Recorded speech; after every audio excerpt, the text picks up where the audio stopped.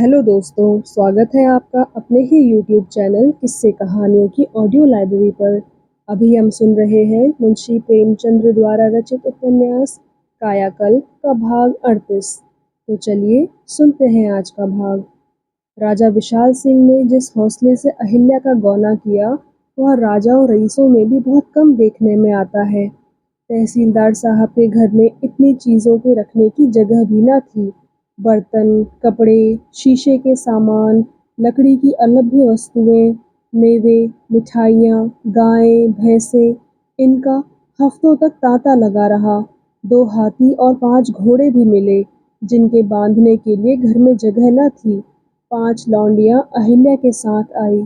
यद्यपि तहसीलदार साहब ने नया मकान बनवाया था, पर वह क्या जानते थे कि एक दिन यहाँ रियासत जगदीशपुर की आधी संपत्ति आ पहुँचेगी।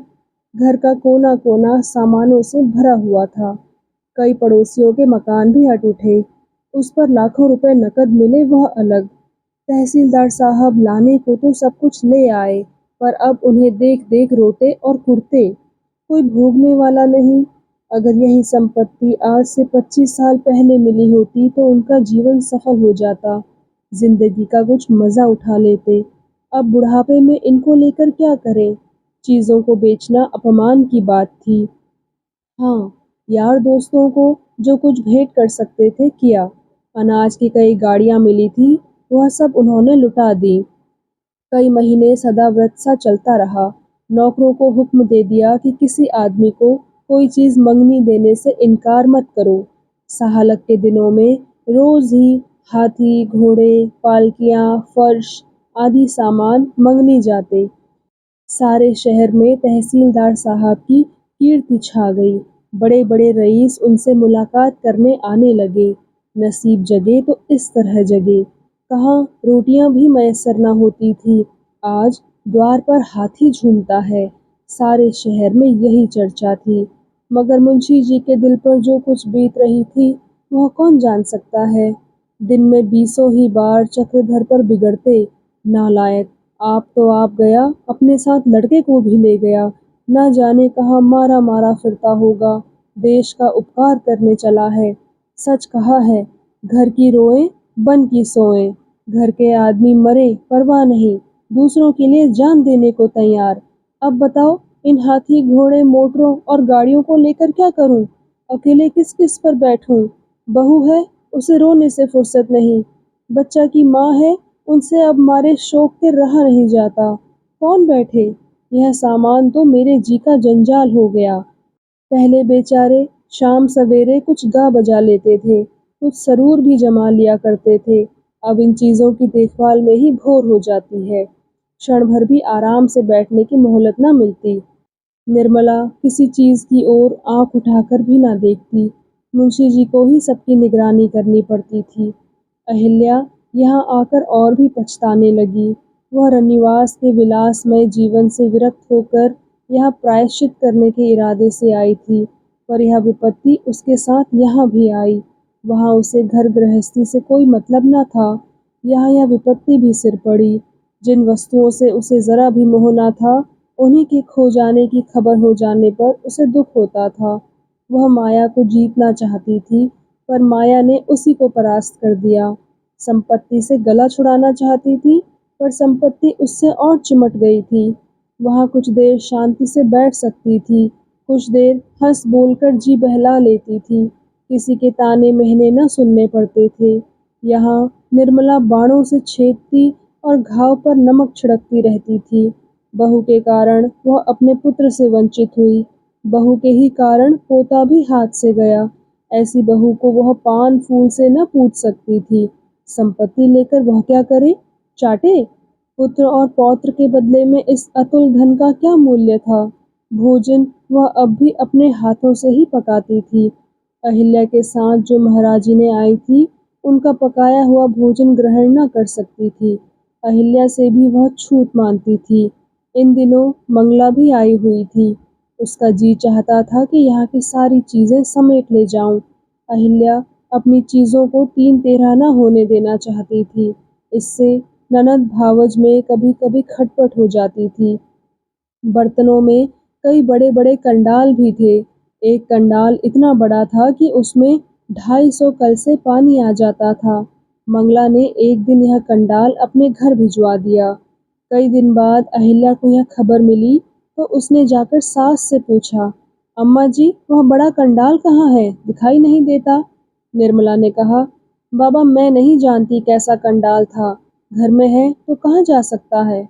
अहिल्या बोली, जब घर में हो तब ना। निर्मला बोली, घर में से कहाँ गायब हो जाएगा? अहिल्या बोली, घर की चीज घर के आदमियों के सिवा और कौन छू सकता है? निर्मला बोली, तो क्या इस घर में सब चोर ही बसते हैं? अहिल्या बोली, यह तो मैं नहीं कहती, लेकिन चीज का पता तो लगना ही चाहिए। निर्मला बोली, तुम चीजें लाद कर ले आओगी, तुम ही पता लगाती फिरो। यहाँ चीजों को लेकर क्या करना है? इन चीजों को देखकर मेरी तो आंखें फूटती हैं। इन्हीं के लिए तो तुमने मेरे बच्चे को बनवास दे दिया। इन्हीं के पीछे अपने बेटे से हाथ धो बैठी। तुम्हें ये सारी चीजें प्यारी होंगी, मुझे तो नहीं प्यारी हैं। बात कड़वी थी पर यथार्थ थी। अगर धन मद ने अहिल्या की बुद्धि पर पर्दा न डाल दिया होता तो आज उसे क्यों यह दिन देखना पड़ता? दरिद्र रहकर भी सुखी होती। मोह ने उसका सर्वनाश कर दिया। फिर भी वह मोह को गले लगाए हुए है। नहर से उसकी आई हुई चीज अपनी न थी। सब कुछ अपना होते हुए भी उसका कुछ न था। जो कुछ अधिकार था वह पुत्र के नाते। जब पुत्र की कोई आशा न रही तो अधिकार भी न रहा। पर यहाँ की सब चीजें उसी की थी। उन पर उसका नाम खुदा हुआ था। अधिकार में स्वयं एक आनंद है जो उपयोगिता की परवाह नहीं करता। उन वस्तुओं को देख देख कर उसे गर्व होता था। लेकिन आज निर्मला के कठोर शब्दों ने उसमें ग्लानि और विवेक का संचार कर दिया। उसने निश्चय किया कि अब इन चीज़ों के लिए कभी न बोलूँगी। अगर अम्मा जी को किसी चीज़ का मोह नहीं है तो मैं ही क्या करूँ? कोई आग लगा दे मेरी बला से। जब घर में कोई किसी चीज़ की चौकसी करने वाला ना रहा तो चारों ओर लूट मच गई। कुछ मालूम न होता कि घर में कौन लुटेरा आ बैठा है, पर चीज़ें एक-एक करके निकलती जाती थी। अहिल्या देखकर अनदेखी और सुनकर अनसुनी कर जाती थी, पर अपनी चीज़ों को तहस-नहस होते देखकर उसे दुख होता था। उसका विराग मोह का दूसरा रूप था, वास्तविक रूप में भी भयंकर और दारुण। इस तरह कई महीने गुजर गए। अहिल्या का आशा दीपक दिन-दिन मंद होता गया। वह कितना ही चाहती थी कि मोह बंधन से अपने को छुड़ा ले, पर मन पर कोई वश न चलता था। उसके मन में बैठा हुआ कोई नित्य कहा करता था, जब तक मोह में पड़ी रहेगी, पति पुत्र के दर्शन न होंगे। पर इसका विश्वास कौन दिला सकता था कि मोह टूटते ही उसके मनोरथ पूरे हो जाएंगे? तब क्या वह भिखारिणी होकर जीवन व्यतीत करेगी? संपत्ति के हाथ से निकल जाने पर फिर उसके लिए कौन आश्रय रह जाएगा? क्या वह फिर अपने पिता के घर जा सकती थी? कदापि नहीं। पिता ने इतनी धूमधाम से उसे विदा किया, इसका अर्थ ही यह था कि अब तुम इस घर से सदा के लिए जा रही हो। अहिल्या बार-बार व्रत करती कि अब अपने सारे काम अपने हाथ से करूँगी, अब सदा एक ही जून भोजन किया करूँगी, मोटा से मोटा अन्न खाकर जीवन व्यतीत करूँगी। लेकिन उसमें किसी व्रत पर स्थिर रहने की शक्ति न रह गई थी। जब उसके स्नान कर चुकने पर लौंडी उसकी साड़ी छाँटने चलती, तो वह उसे मना न कर सकती थी। जो काम आज 16 वर्षों से करती आ रही थी, उसके विरुद्ध आचरण करना उसे अब अस्वाभाविक जान पड़ता था। मोटा अनाज खाने का निश्चय रहते हुए भी वह स्वादिष्ट भोजन को सामने से हटा न सकती थी। विलासिता ने उसकी क्रिया शक्ति को निर्बल कर दिया था। यहाँ रहकर वह अपने उद्धार के लिए कुछ न कर सकेगी, यह बात शनैः-शनैः अनुभव से सिद्ध हो गई। लेकिन अब कहाँ जाए? जब तक मन की वृत्ति न बदल जाए, तीर्थ यात्रा पाखंड सी जान पड़ती थी। किसी दूसरी जगह अकेले रहने के लिए कोई बहाना न था, पर यह निश्चय था कि अब वह यहाँ न रहेगी। यहाँ तो वह बंधन में और भी जकड़ गई थी। अब उसे बागेश्वरी की याद आई। सुख के दिन वही थे जो उसके साथ कटे। असली मौका न होने पर भी जीवन का जो सुख वहाँ मिला, वह फिर न नसीब हुआ। अब उसे याद आता था कि मैं वहाँ से दुख झेलने के लिए आई थी। वह स्नेह सुख स्वप्न हो गया। सास मिली वह इस तरह की ननद मिली, वह इस ढंग की माँ थी ही नहीं, केवल बाप को पाया, मगर उसके बदले में क्या-क्या देना पड़ा। जिस दिन मालूम हुआ कि वह राजा की बेटी है, वह फूली न समाई थी, उसके पाँव ज़मीन पर ना पड़ते थे। पर क्या मालूम था कि उस क्षणिक आनंद के लिए उसे सारी उम्र रोना पड़ेगा। अब अहिल्या को रात-दिन यही धुन रहने लगी कि किसी तरह बागेश्वरी के पास चलूं, मानो वहाँ उसके सारे दुख दूर हो जाएंगे। इधर कई महीनों से बागेश्वरी का पत्र न आया था, पर मालूम हुआ कि वह आगरे में ही है। अहिल्या ने कई बार बुलाया था, पर बागेश्वरी ने लिखा था, मैं बड़े आराम से हूँ, मुझे अब यहीं पड़ी रहने दो। अब अहिल्या का मन बागेश्वरी के पास जाने के लिए अधीर हो उठा। बागेश्वरी भी उसी की भांति दुखिनी है, सारी आशाओं एवं सारे माया मोह से मुक्त हो चुकी है। वही उसके साथ सच्ची सहानुभूति कर सकती है, वही अपने मातृ स्नेह से उसका क्लेश हर सकती है। आखिर एक दिन अहिल्या ने सास से यह चर्चा कर ही दी। निर्मला ने कुछ भी आपत्ति नहीं की। शायद वह खुश हुई कि किसी तरह यहाँ से टले। मंगला तो उसके जाने का प्रस्ताव सुनकर हर्षित हो उठी। जब वह चली जाएगी तो घर में मंगला का राज हो जाएगा, जो चीज़ चाहेगी उठा ले जाएगी, कोई हाथ पकड़ने वाला या टोकने वाला न रहेगा। 2 महीने भी अहिल्या वहाँ रह गई तो मंगला अपना घर भर लेगी, ज्यादा नहीं तो आधी संपदा तो अपने घर पहुँचा ही देगी। अहिल्या जब यात्रा की तैयारियां करने लगी तो मंगला ने कहा, भाभी तुम चली जाओगी तो यहाँ बिल्कुल अच्छा ना लगेगा, वहाँ कब तक रहोगी? अहिल्या बोली, अभी क्या कहूँ बहन, यह तो वहाँ जाने पर मालूम होगा। मंगला बोली, इतने दिनों के बाद जा रही हो, 2-3 महीने तो रहना ही पड़ेगा। तुम चली जा रही हो तो मैं भी चली जाऊंगी। अब तो रानी साहिबा से भी भेंट नहीं होती, अकेले कैसे रहा जाएगा? तुम ही दोनों जनों से मिलने तो आई थी, रानी साहिबा ने तो भुला ही दिया और तुम छोड़े चली जाती हो। यह कहकर मंगला रोने लगी। दूसरे दिन अहिल्या यहाँ से चली, अपने साथ कोई साथ सामान न लिया। साथ की लौंडियाँ चलने को तैयार थी, पर उसने किसी को साथ न लिया, केवल एक बूढ़े कहार को पहुँचाने के लिए ले लिया और उसे भी आगरे पहुँचने के दूसरे ही दिन विदा कर दिया। आज 20 साल के बाद अहिल्या ने इस घर में फिर प्रवेश किया था, पर इस घर की दशा ही कुछ और थी। सारा घर गिर पड़ा था, ना आंगन का पता था, ना बैठक का। चारों ओर मलबे का ढेर जमा हो रहा था, उस पर मदार और धतूरे के पौधे उगे हुए थे। एक छोटी सी कोठरी बच रही थी, बागेश्वरी उसी में रहती थी। उसकी सूरत भी उस घर के समान ही बदल गई थी, न मुंह में दांत, न आंखों में ज्योति, सिर के बाल सन हो गए थे, कमर झुककर कमान हो गई थी। दोनों ही गले मिलकर खूब रोई। जब आंसुओं का वेग कम हुआ तो बागेश्वरी ने कहा, बेटी तुम अपने साथ सामान नहीं लाई? क्या दूसरी ही गाड़ी से जाने का विचार है? इतने दिनों के बाद आई हो तो इस तरह बुढ़िया को बिल्कुल भूल ही गई। इतने दिनों के बाद आई भी तो इस तरह बुढ़िया को बिल्कुल भूल ही गई। खंडहर में तुम्हारा जी क्यों लगेगा? अहिल्या बोली, अम्मा महल में रहते रहते जी ऊब गया, अब कुछ दिन इस खंडहर में ही रहूंगी और तुम्हारी सेवा करूंगी। जब से तुम्हारे घर से गई तब से एक दिन भी सुख नहीं पाया। तुम समझती होगी कि मैं वहाँ बड़े आनंद से रहती होंगी, लेकिन अम्मा मैंने वहाँ दुख ही दुख पाया। आनंद के दिन तो इसी घर में बीते थे। बागेश्वरी ने पूछा, लड़के का अभी कुछ पता नहीं चला क्या? अहिल्या बोली, किसी का पता नहीं चला अम्मा, मैं राज्य सुख पर लट्टू हो गई थी, उसी का दंड भोग रही हूँ।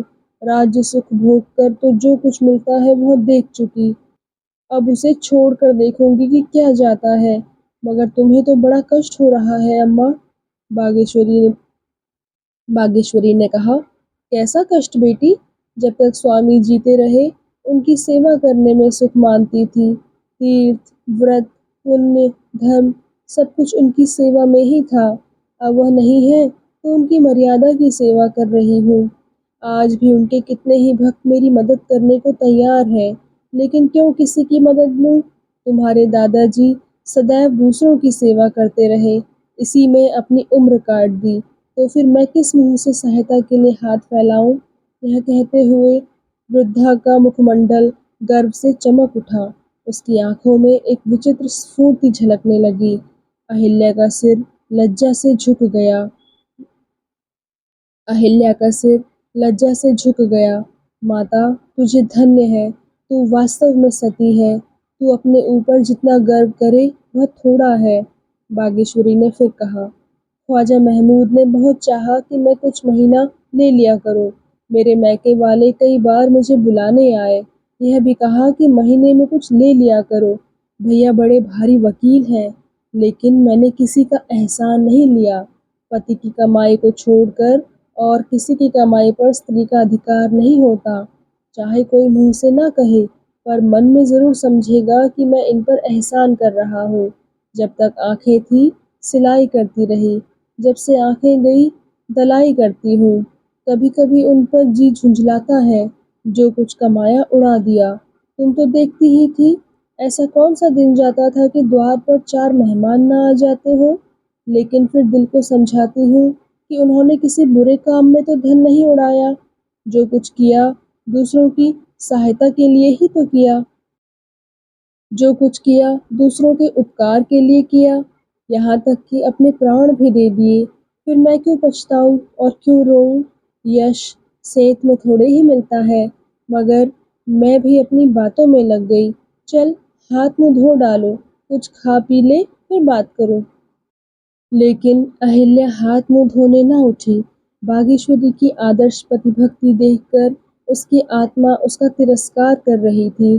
अभागिनी, इसे पतिभक्ति कहते हैं। सारे कष्ट झेलकर स्वामी की मर्यादा का पालन कर रही है। नहर वाले बुलाते हैं और नहीं जाती।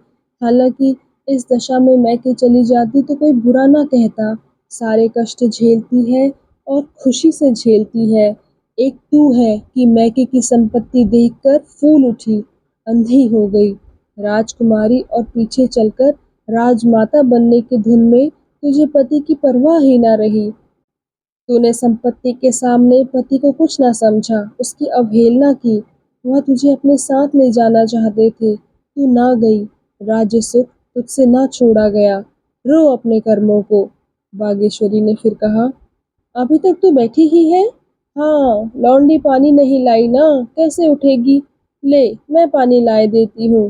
हाथ मुंह धो डाल, तब तक मैं तेरे लिए गरम रोटियां सेकती हूँ। देखूं तुझे अभी भी भाती है कि नहीं। तू मेरी रोटियों को बहुत बखान करके खाती थी। अहिल्या स्नेह में सने ये शब्द सुनकर पुलकित हो उठी। इस तू में जो सुख था वह आप और सरकार में कहाँ। बचपन के दिन आंखों में फिर गए। एक क्षण के लिए उसे अपने सारे दुख विस्मृत हो गए। बोली, अभी तो भूख प्यास नहीं है अम्मा जी, बैठिए कुछ बातें कीजिए। मैं आपसे अपने दुख की कथा कहने के लिए व्याकुल हो रही हूँ। बताइए मेरा उद्धार कैसे होगा। बागेश्वरी ने गंभीर भाव से कहा। पति प्रेम से वंचित होकर स्त्री के उद्धार का कौन उपाय है बेटी। पति ही स्त्री का सर्वस्व है। जिसने अपना सर्वस्व खो दिया उसे सुख कैसे मिलेगा।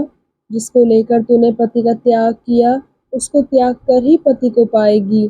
तो इतनी कर्तव्य भ्रष्ट कैसे हो गई, यह मेरी समझ में ही नहीं आया। यहाँ तो धन पर इतना जान न देती थी। ईश्वर ने तेरी परीक्षा ली और तू उसमें चूक गई। जब तक धन और राज्य का मोह न छोड़ेगी तुझे उस त्यागी पुरुष के दर्शन न होंगे। अहिल्या बोली, अम्मा जी सत्य कहती हूँ, मैं केवल शंखधर के हित का विचार करके उनके साथ ना गई। बागेश्वरी बोली, उस विचार में क्या तेरी भोग लालसा न छिपी थी। खूब ध्यान करके सोच, तो इससे इनकार नहीं कर सकती। अहिल्या ने लज्जित होकर कहा। हो सकता है अम्मा जी, मैं इनकार नहीं कर सकती। बागेश्वरी बोली, संपत्ति यहाँ भी तेरा पीछा करेगी, देख लेना। अहिल्या बोली, अब तो उससे जी भर गया अम्मा जी। बागेश्वरी बोली, जभी तो वह फिर तेरा पीछा करेगी। जो उससे भागता है उसके पीछे दौड़ती है। मुझे शंका होती है कि कहीं तो फिर लोभ में न पड़ जाए। एक बार चूकी तो 14 वर्ष रोना पड़ा। अब की चूकी तो बाकी उम्र ही गुजर जाएगी। उधर शंखधर को अपने पिता के साथ रहते 1 महीना हो गया। न वह जाने का नाम लेता है, न चक्रधर ही जाने को कहते हैं। शंखधर इतना प्रसन्नचित्त रहता है, मानो अब उसके सिवा संसार में कोई दुख, कोई बाधा नहीं है। इतने ही दिनों में उसका रंग रूप कुछ और हो गया है। मुख पर यौवन तेज झलकने लगा और जीर्ण शरीर भर आया है। मालूम होता है कोई अखंड ब्रह्मचर्य व्रतधारी ऋषि कुमार है। चक्रधर को अब अपने हाथों कोई काम नहीं करना पड़ता। वह जब एक गांव से दूसरे गांव जाते हैं तो उनका सामान शंखधर उठा लेता है। उन्हें अपना भोजन तैयार मिलता है, बर्तन मंजे हुए साफ सुथरे। शंखधर कभी उन्हें अपनी धोती भी नहीं छांटने देता। दोनों प्राणियों के जीवन का वह समय सबसे आनंदमय होता है जब एक प्रश्न करता और दूसरा उसका उत्तर देता है। शंखधर को बाबाजी की बातों से अगर तृप्ति नहीं होती तो अल्पभाषी बाबाजी को भी बातें करने से तृप्ति नहीं होती। वह अपने जीवन के सारे अनुभव, दर्शन, विज्ञान, इतिहास की सारी बातें घोल कर पिला देना चाहते हैं। उन्हें इसकी परवाह नहीं होती कि शंखधर उन बातों को ग्रहण भी कर रहा है या नहीं। शिक्षा देने में वह इतने तल्लीन हो जाते हैं।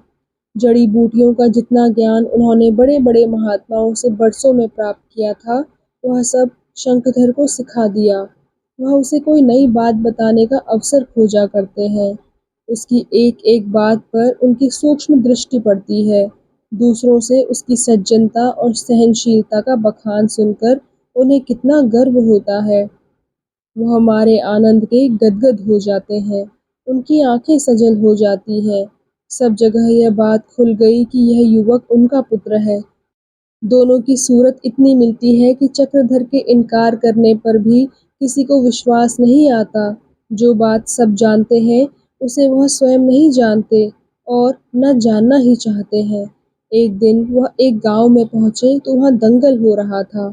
शंखधर भी अखाड़े के पास जाकर खड़ा हो गया। एक पट्टे ने शंखधर को ललकारा। वह शंखधर का ड्योढ़ा था, पर शंखधर ने कुश्ती मंजूर कर ली। चक्रधर बहुत कहते रहे, यह लड़का लड़ना क्या जाने, कभी लड़ा हो तो जाने, भला यह क्या लड़ेगा। लेकिन शंखधर लंगोट कसकर अखाड़े में उतर ही तो पड़ा। उस समय चक्रधर की सूरत देखने योग्य थी। चेहरे पर एक रंग जाता था, एक रंग आता था। अपनी व्यग्रता को छिपाने के लिए अखाड़े से दूर जा बैठे थे, मानो वह इस बात से बिल्कुल उदासीन है। भला लड़कों के खेल से बाबा जी का क्या संबंध। लेकिन किसी न किसी बहाने अखाड़े की ओर आ ही जाते थे। जब उस पट्टे ने पहले ही पकड़ में शंखधर को धर दबाया तो बाबाजी आवेश में आकर स्वयं झुक गए। शंखधर ने जोर मारकर उस पट्टे को ऊपर उठाया तो बाबाजी भी सीधे हो गए। और जब शंखधर ने कुश्ती मार ली तब तो चक्रधर उछल पड़े और दौड़कर शंखधर को गले लगा लिया। मारे गर्व के उनकी आंखें उन्मत्त सी हो गई। उस दिन अपने नियम के विरुद्ध उन्होंने रात को बड़ी देर तक गाना सुना। शंखधर को कभी-कभी प्रबल इच्छा होती थी कि पिताजी के चरणों पर गिर पड़ूं और साफ-साफ कह दूं। वह मन में कल्पना किया करता कि अगर ऐसा करूं तो वह क्या कहेंगे।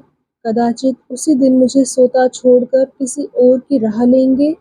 इस भय से बात उसके मुंह तक आके रुक जाती थी, मगर उसी के मन में यह इच्छा नहीं थी। चक्रधर भी कभी-कभी पुत्र प्रेम से विकल हो जाते और चाहते कि उसे गले लगाकर कहूँ, बेटा तुम मेरी ही आंखों के तारे हो, तुम मेरे ही जिगर के टुकड़े हो, तुम्हारी याद दिल से कभी ना उतरती थी, सब कुछ भूल गया पर तुम ना भूले। वह शंखधर के मुख से उसकी माता की विरह व्यथा, दादी के शोक और दादा के क्रोध की कथाएं सुनते कभी न थकते थे। रानी जी उनसे कितना प्रेम करती थी, यह चर्चा सुनकर चक्रधर बहुत दुखी हो जाते।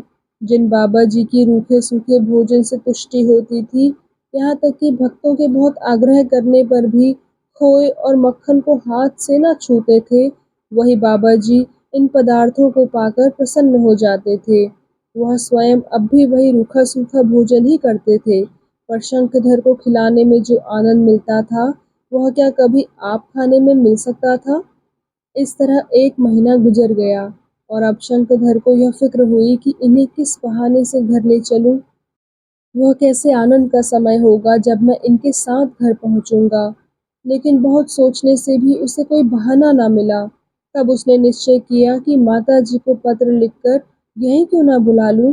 माताजी पत्र पाते ही सिर के बल दौड़ी आएंगी। सभी आएंगे। तब देखूं यह किस तरह निकलते हैं। वह पछताया कि मैंने व्यर्थ ही इतनी देर लगाई। अब तक तो अम्मा जी पहुंच गई होती। उसी रात को उसने अपनी माता के नाम पत्र डाल दिया। वहाँ का पता ठिकाना, रेल का स्टेशन, सभी बातें स्पष्ट करके लिख दी। अंत में यह लिखा, आप आने में विलंब करेंगी तो पछताएंगी। यह आशा छोड़ दीजिए कि मैं जगदीशपुर राज्य का स्वामी बनूंगा। पिताजी के चरणों की सेवा छोड़कर मैं राज्य का सुख नहीं भोग सकता। यह निश्चय है, इन्हें यहाँ से ले जाना असंभव है। इन्हें यदि मालूम हो जाए कि मैं इन्हें पहचानता हूँ तो आज ही अंतर्धान हो जाएं। मैंने इनको अपना परिचय दे दिया है। आप लोगों की बातें भी सुनाया करता हूँ, पर मुझे इनके मुख पर जरा भी आवेश का चिन्ह नहीं दिखाई देता। भावों पर इन्होंने अधिकार प्राप्त कर लिया है। आप जल्द से जल्द आवे। वह सारी रात इस कल्पना में मग्न रहा कि अम्मा जी आ जाएंगी तो पिताजी को झुककर प्रणाम करूंगा और पूछूंगा, अब भागकर कहाँ जाइएगा। फिर हम दोनों उनका पल्ला न छोड़ेंगे। मगर मन की सोची हुई बात भी कभी पूरी हुई है। तो दोस्तों, कैसा लगा आपको आज का भाग? कृपया कमेंट सेक्शन में आकर ज़रूर बताइएगा। और अगर आपने अभी तक इस चैनल को सब्सक्राइब नहीं किया है तो कृपया सब्सक्राइब भी ज़रूर कर लीजिएगा। मैं मिलती हूँ आपसे इसी कहानी के अगले भाग के साथ। तब तक के लिए धन्यवाद।